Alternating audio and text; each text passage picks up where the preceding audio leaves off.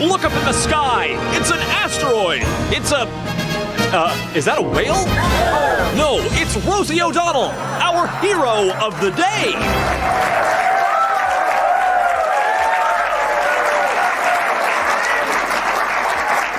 Wherever Rosie O'Donnell's gone, she's probably eating a leprechaun. Rosie O'Donnell just walked into a verbal buzzsaw. Again, Greg Gutfeld and Megyn Kelly didn't just roast her, they deep-fried her in sarcasm and served her with a side of "you ask for it." What happens when Rosie tries to flex and ends up flat on her face in a pool of her own bad take? Oh, it's glorious. Grab your popcorn. This takedown is juicier than a Hollywood meltdown and twice as satisfying. You won't believe what they said next. She's our hero of the day for leaving America if Trump won and relocating to Ireland, where she's still not funny. So many celebs say they're going to do it but never do. But does she have any regrets? I have no regrets. Not a day has gone by that I thought it was the wrong decision. I was welcomed with open arms. I knew after reading Project 2025 that if Trump got in, it was time for me and my non-binary child to leave the country. Well, if disaster had a voice, a Twitter account, and a personal feud with common sense, it would sound exactly like Rosie O'Donnell after slamming 3 Red Bulls and bombing an audition for Relevance. You'd think that after 2 decades of being publicly allergic to success, Rosie might finally experiment with something wild like humility.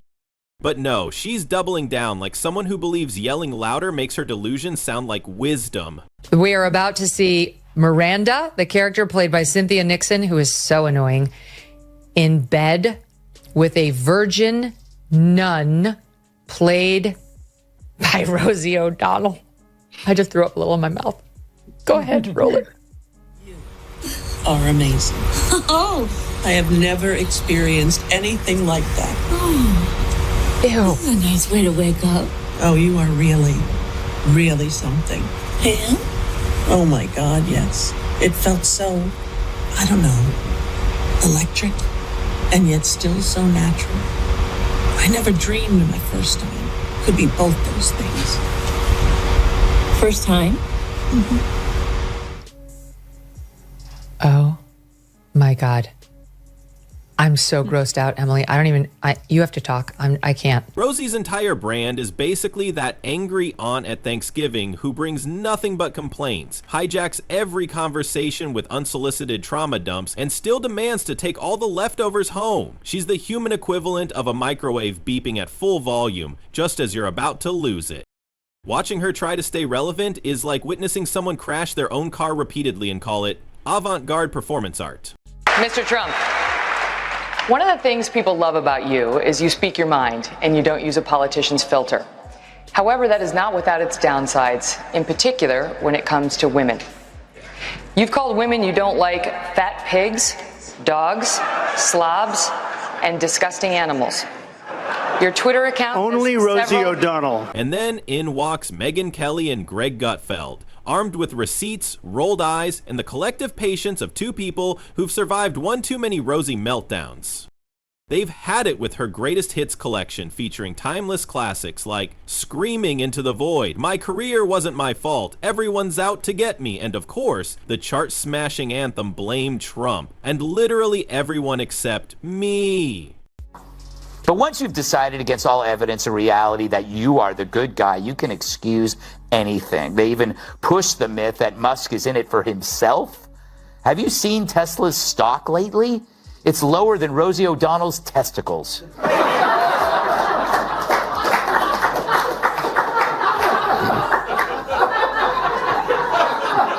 Slow. You see, when Megyn Kelly goes in, she doesn't just criticize, she surgically dismantles. It's like watching a lion escort a raccoon trying to give a TED Talk. Megyn looked at Rosie and saw not a political commentator, not a comedian, not even a functioning adult, but a cautionary tale in Crocs and Greg Gutfeld. Oh, Gutfeld showed up like a substitute teacher who'd had it with the class clown. He took one look at Rosie's latest attempt at public thought and said, "Nope, not today, piglet." His reaction was basically every American trying to enjoy life until Rosie logs in and ruins everyone's morning coffee. Rosie O'Donnell is the only person who can turn a talk show into a hostage situation. The View during her tenure felt less like television and more like a group therapy session hijacked by someone who thought shouting counted as credentials. Every conversation turned into a dramatic reading of her diary, where logic goes to die and self-awareness was never invited. Wow, she's nuts. Hey. Apparently America couldn't be happier, but like I said, she's our hero of the day for doing what so many other celebs don't have the guts to do. Wow, first Ellen, now Rosie. Makes you wonder what lesbian will leave next.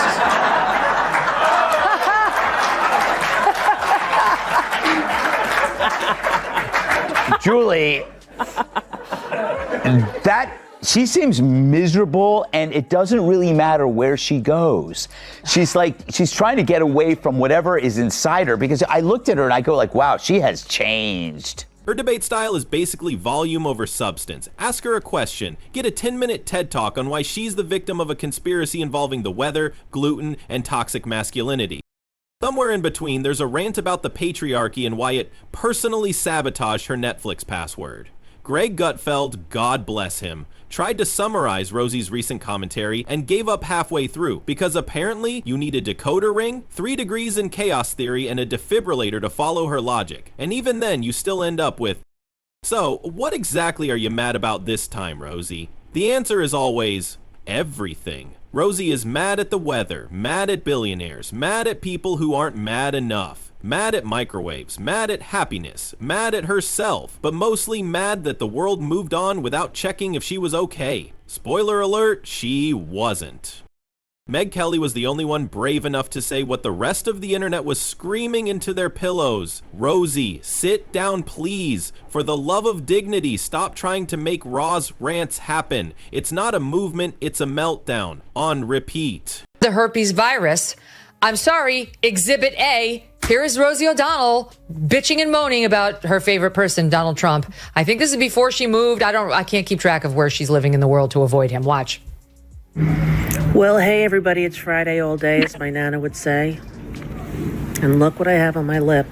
Everybody's been saying, you have herpes all this time, and I never had a cold sore in my life. And now I have a cold sore. And it makes me think that perhaps this weird pimple that had a tiny little head was a cold sore, too. And so I talked to my doctor today, and I did a video telehealth. And they said that it's not a cold sore, it's some reaction to the sun. And while we're on the subject, what exactly is Rosie famous for now?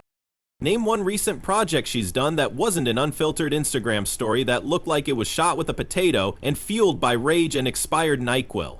Her most consistent gig lately has been yelling at clouds like an unhinged oracle in a discount hoodie. Let's not forget her golden years of acting, where she somehow managed to play herself in every role. She has the emotional range of a parking meter and the subtlety of a jackhammer at a funeral.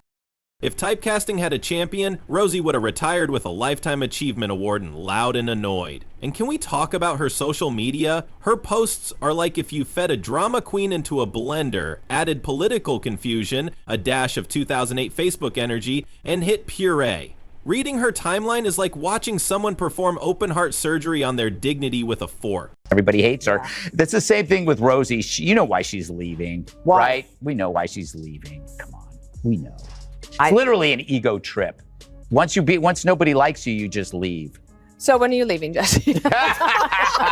It's such mundane commentary. Oh, we agree. You're so enlightened. Oh, I agree with her. Oh, shut up. She's lying to you. She's not leaving because of. By the way, if you keep your home in America, you're not moving. Every time Rosie gets ratioed online, she treats it like a badge of honor, as if getting dunked on is some sort of activist credential. No, Rosie, getting roasted on Twitter doesn't mean you're brave. It means you logged on again when literally no one asked you to. Gutfeld compared Rosie's online takes to fortune cookies at a dive bar. Confusing, greasy, and ultimately disappointing. He said engaging with her posts is like getting stuck in a group chat with a drunk raccoon who discovered Wikipedia. Meanwhile, Megyn Kelly decided to go full scorched earth. She dug up Rosie's career missteps like an archaeologist, uncovering fossils of failed sitcoms and bad takes. The whole thing played out like a courtroom drama, where Rosie was both the defendant and her own worst witness. Rosie once claimed she was misunderstood. No, Rosie misunderstood is when someone confuses "you're quiet" for snobbery. You're about as misunderstood as a foghorn in a library. The problem isn't that people don't understand Rosie O'Donnell, it's that we do far too well, and we regret it. Remember when she tried to rebrand as an advocate for mental health? Bold move, considering her main platform is acting publicly unhinged while simultaneously shouting, "Take me seriously, it's like asking a tornado for weather advice." Rosie O'Donnell told CNN it's heartbreaking to watch Donald Trump destroy the country from her new home of Ireland. Meanwhile, Ireland told CNN it's heartbreaking that there's not enough Guinness to make Rosie O'Donnell look pretty. Greg Gutfeld likened Rosie's logic to that of a malfunctioning Roomba. It bumps into reality, spins in a circle, makes noise, and thinks it's doing something important. Her hot takes are just recycled Facebook memes, dipped in ego and microwaved in delusion. Then there was that time Rosie accused the world of being too harsh on her. Megyn Kelly blinked 3 times and replied, "Harsh? Rosie? The world gave you a talk show, a comedy career, a Broadway stint, and you returned the favor by turning every opportunity into a therapy session on live television?" Rosie treats interviews like confessionals, except instead of confessing, she indicts the entire planet and ends up crying about her salad being too crunchy. Somehow, every question ends with her saying, "You don't know what I've been through." And no one does, because even she changes the story every 5 minutes. And of course, there's the Trump saga. Rosie made that feud her personality. Meanwhile, everyone else moved on, got a job, paid their bills, and took up yoga. But Rosie, she's still out here treating a 2006 insult like it's her Hogwarts letter. Even Meg Kelly, who is no stranger to political storms, said at some point therapy should have kicked in. Instead, Rosie built an emotional Airbnb in that feud and refuses to evict herself. Rosie O'Donnell apologized to Ireland's Prime Minister for overshadowing his visit to the White House. She also apologized for overshadowing the Western Hemisphere. That's a fat joke. So currently, the Democrat Party's brand is about as appealing as Rosie O'Donnell river dancing in a thong. It's so bad even Bill Maher doesn't think we'll ever see a Democrat president again. Greg Gutfeld joked that Rosie wakes up every morning and spins a wheel of outrage. Today's target, anyone who has a functioning career or a working filter. Rosie has become the mascot of what happens when unchecked ego meets a dwindling fan base and a surplus of time. Her comedy specials now resemble motivational speeches given by a gym teacher who got fired mid-sentence. The punchlines are basically sob stories in disguise, like watching a clown cry in slow motion while holding a sign that says, "Please laugh." I'm still famous. And if you're wondering why Rosie doesn't do stand-up anymore, it's probably because standing for long periods of time while people boo isn't considered cardio. Megyn Kelly even said Rosie's acting range could be replaced by a sock puppet with emotional trauma. The only role Rosie's been convincing in lately is woman yelling at Starbucks staff for using oat milk.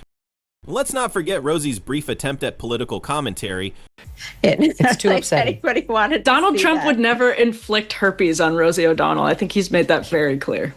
Since Eliana refuses to play, Emily, I've got another soundbite I for you. didn't even know Sex and the City was back Well, on the it's- air. I saw it when It's you were happening. back. You have to react When live Steve to the said the herpes. I'm topic. sorry. And I was like, oh, you know what? The culture stuff, that's Emily's ballywick anyway. Here we like, go. yeah. Here we go. Here's another beauty. This is Rosie in another scene singing to Miranda. Enjoy. Because I knew you. Because I knew you. I have been changed for good. That's from Wicked. I take your.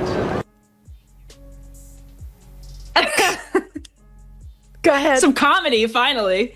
Finally, Rosie O'Donnell is back with comedy. She once tried to run a panel about climate change and ended up comparing it to her broken AC and emotional instability. Somewhere, Greta Thunberg cried out in Swedish, "Please make her stop." Rosie sees herself as a truth teller, but if the truth had a restraining order, it would be from Rosie O'Donnell. Her idea of facts is basically what I screamed into my pillow last night, so it must be real. She's like Alex Jones in sweatpants with a Broadway soundtrack, and Gutfeld didn't even try to hold back. He straight up compared Rosie's political hot takes to expired milk, somehow still in the fridge, still stinking, and still ruining every cup of coffee. It touches Rosie's idea of conflict resolution, yelling "shut up" louder than the person she's arguing with. It's less debate and more WWE minus the athleticism, showmanship, or dignity. Megyn Kelly said Rosie O'Donnell arguing about politics is like watching a cat bark. Technically entertaining, sure, but also very concerning and not remotely useful. And now Rosie's reduced to showing up on random live streams with the lighting of a haunted doll museum and the energy of someone who lost her remote and blames society. Each stream is a tragic mix of remember me and why am I not booked anywhere? Because Rosie, no one wants to watch a grown woman meltdown like it's a new art form. You can't scream your way into relevance. You already tried that. You got the mic, you got the shows, you got the headlines, and you fumbled it like a Thanksgiving turkey tossed by a blindfolded linebacker.